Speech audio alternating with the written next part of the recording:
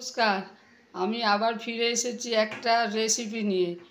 আমি আজকে দেখাবো চিচিঙ্গে পোস্ত।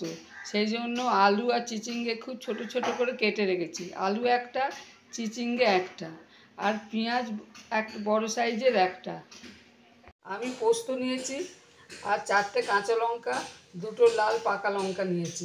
এইগুলি আমি শিলেতে বাটবো। আমি পোস্ত করব, কড়া বসিয়েছি। কড়াতে প্রথমে আমি তেল দিয়ে দিলাম।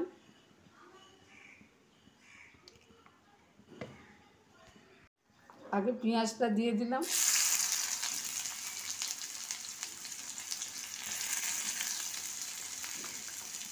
পেঁয়াজের সঙ্গে আলু,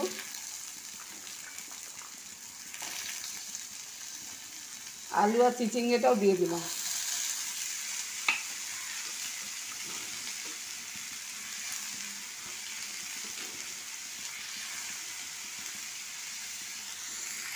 এতে আমি একটু নুন দিয়ে দিলাম।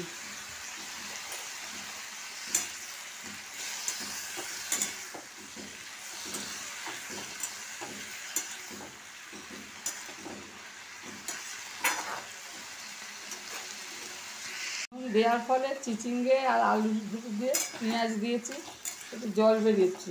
এতে আমি কম আঁচ করে একটু চাপা দিয়ে দেবো।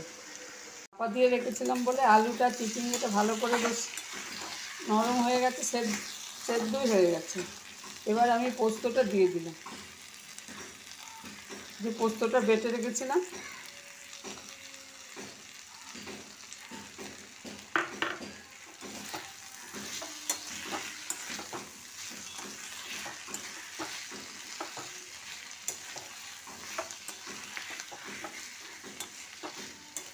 এতে আমি হলুদ ব্যবহার করব না।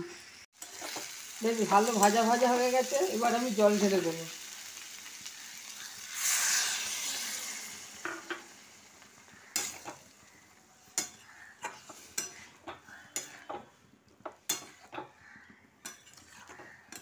দিয়ে একটু চাপা দিয়ে দেবো।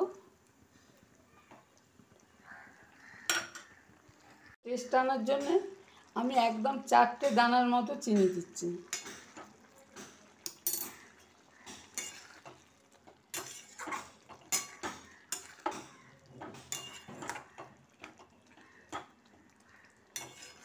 এইটাকে আপনারা সম্পূর্ণ নিরামিষও করতে পারেন, পেঁয়াজ না দিয়ে এই পদ্ধতিতে তৈরি করতে পারেন। আমার পোস্ত রান্না হয়ে গেছে। আমি একদম শুকনো করিনি, একটু গায়ে মাখা করেছি। ভাত বা কিংবা রুটি দিয়ে খাওয়ার জন্য খুব ভালো।